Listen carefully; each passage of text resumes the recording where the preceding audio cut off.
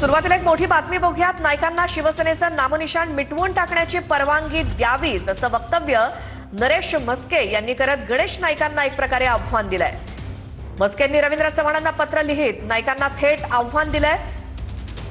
नाईकांनी शिवसेनेला संपवण्याचा विडा उचललाय। नाईकांना शिवसेनेचं नामनिशाण मिटवून टाकण्याची परवानगीच द्यावी असं विधान नरेश म्हस्के यांचं।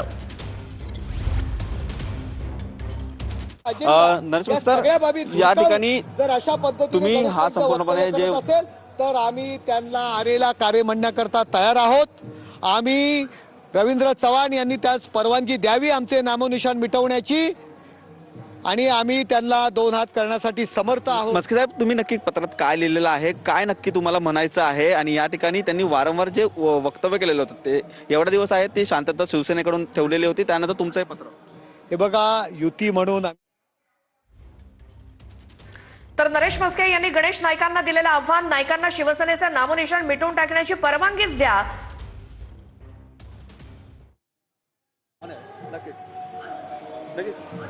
चॅलेंज वाटतंय का? नक्की चॅलेंज दिले? हे बघा, पक्षाची ते परवानगी मागतायत शिवसेना संपवण्याची, तर पक्षाने परवानगी द्यावी ना, त्यांनी यावं मैदानात। ही काय भाषा आहे? तुम्ही व्यक्तीवरचा राग आम्ही समजू शकतो, तुम्हाला वाईट वाटत असेल की तुमच्या समोर काल नगरसेवक म्हणून वावरणारे एकनाथ शिंदे आज राज्याचे नेते आहेत, देशात नेते आहेत, तुम्हाला कुठेतरी वानप्रस्थ आश्रमाला तुमच्या पक्षाने पाठवलेलं आहे। पण अशा पद्धतीची भूमिका शिवसेना पक्षाने परवानगी द्यावी बाळासाहेब ठाकरे यांच्या विचारांनी तयार झालेली आहे। जी शिवसेना दिल्लीमधील माननीय नरेंद्र मोदीजी असतील, अमितभाई शाह असतील, यांच्यावर जेव्हा कोण आरोप करतात तेव्हा ही शिवसेना घटक पक्षातील पहिल्यांदा पुढे असते त्या आरोपाला उत्तर देण्याकरता। ती शिवसेना संपवण्याची भाषा, नामोनिशाण मिटवण्याची भाषा जर गणेश नाईक करत असतील आणि पक्षाकडे परवानगी मागत असतील तर त्याच्या पक्षाला योग्य वाटत असेल तर त्यांनी ती परवानगी द्यावी।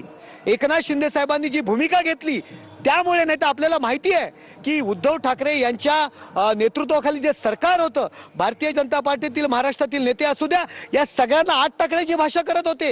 हे वेळोवेळी समोर आलेलं आहे आणि या सगळ्यांवरती मात करण्याकरता एकनाथ शिंदे साहेबांनी जी भूमिका घेतली आणि आज त्यांचं नामनिशाण मिटवण्याची भाषा जर करत चॅलेंज दिलं तर शिवसैनिक म्हणून आम्ही ते सहन करणार नाही। आणि म्हणून आम्ही रवींद्र चव्हाण यांना सांगितलेलं आहे, तुम्ही परवानगी द्या त्यांना, आमचं नामनिशाण मिटवण्याची परवानगी तुम्ही द्या, आम्ही त्याला द्यायचं काय ते उत्तर देऊ। याआधी देखील असेच वक्तव्य वारंवार येत होती। हे थेट चॅलेंज म्हणावं का गणेश नाईकांना? कारण त्यांनी एकदा नाही, दोनदा नाही, तीनदा हे बघा, महायुती म्हणून आम्ही भांडण नाही आहेत। गणेश नाईक म्हणजे भारतीय जनता पार्टी पक्ष नाहीये, पण सामंजस्य, प्रगल्भता, परिपक्वता हे कधीतरी त्यांना सांगणार आहेत की नाही की आपल्या युतीतील मुख्य नेत्याचा सन्मान राखणं गरजेचं आहे।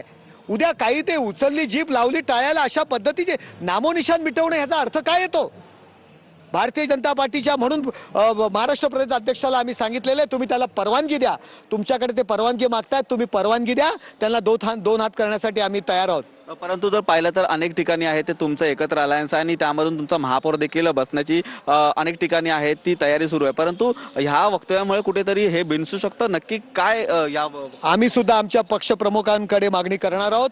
अशा पद्धतीची जर वक्तव्य होणार असतील, अशा पद्धतीची जर वक्तव्य करणार असतील तर पक्षाने आपल्या भूमिकेचा विचार करायला पाहिजे। ही काय पद्धत आहे? गणेश नाईक अशा पद्धतीने, एकनाथ शिंदे साहेब कधीही त्यांना रिॲक्ट करत नाहीत, अशा पद्धतीने जर वक्तव्य करत असतील तर शिवसैनिक म्हणून आम्हाला ते सहन होणार नाही। पक्षश्रेष्ठीची बोलणार आहेत, परंतु देवेंद्र फडणवीस भाजपाकडून महाराष्ट्रामध्ये मुख्य आहेत, त्यांच्याशी काही संवाद साधणार? बघा, गणेश नाईक या युतीमध्ये मिठाचा खडा टाकण्याचे प्रयत्न करत आहेत। कदाचित तुम्ही पाहिलं असेल की भारतीय जनता पार्टीच्या आमदारांच्या विरोधात त्यांनी स्वतःचा मुलगा राष्ट्रवादी पक्षातनं उभा केला होता। कदाचित विरोधी पक्षाची ती भूमिका या भारतीय जनता पार्टीमध्ये जर ते या भूमिका जर घेत असतील ते पक्षाने त्यांचा विषय त्यांनी पाहावा, परंतु अशा पद्धतीने आम्हाला संपवण्याचा जो कोण विचार करणार असतील तर त्यांनी परवानगी त्यांना द्यावी। आम्ही त्यांचं आव्हान स्वीकारण्यासाठी तयार आहोत। परंतु एकत्र आहेत, भाजप आहे, शिवसेना आहे, अनेक वर्षापासून एकत्र आहेत, परत पुन्हा एकत्रित आलेत, त्यानंतर आता काय मग? एकल्याची भूमिका अशी असणार? काय अनेक वर्षापासून एकत्र आहात, परंतु माझं हेच म्हणणं आहे की जी लालकृष्ण अडवाणी साहेब असतील, अटल बिहारी वाजपेयी, प्रमोद महाजन, हिंदुहृदय सम्राट शिवसेना प्रमुख माननीय बाळासाहेब ठाकरे यांच्या विचारातून झालेली युती आहे. आणि उद्धव ठाकरे यांनी युबीटीच्या वळसणीला शिवसेना नेल्यानंतर या महाराष्ट्रामध्ये सत्ता नव्हती. एकनाथ शिंदे साहेबांनी भूमिका घेतली म्हणून सत्ता आली. अनेक नेत्यांना आत टाकण्याची भाषा त्यावेळी लोकशाही आघाडी सरकार करत होतं. एकनाथ शिंदे साहेबांनी भूमिका घेतली म्हणून हे सरकार आलं. आणि तोच पक्ष नामोनिशान मिटवण्याची जर भाषा कोण करत असतील तर शिवसैनिक कदापि हे सहन करणार नाही. पुढचं पाऊल काय असणार आता? पुढचं पाऊल मुख्य नेते एकनाथ शिंदे साहेब यांच्याशी चर्चा करून, यांच्याशी सल्लामसलत करून घेण्यात येईल. नक्कीच. नरेश म्हस्के आपल्याशी बोलत होते. या ठिकाणी त्यांनी जे ट्विट केलेलं आहे, गणेश नाईकांनी जे विधान केलेलं होतं त्यावरती सविस्तर त्यांनी स्पष्टीकरण दिलेलं आहे. जर अशा पद्धतीच्या गोष्टी घडणार असतील तर पक्षश्रेष्ठींशी बोलून पुढचा विचार करण्यासंदर्भात देखील खासदार नरेश म्हस्के आहेत त्यांनी या ठिकाणी वक्तव्य केलेलं आहे.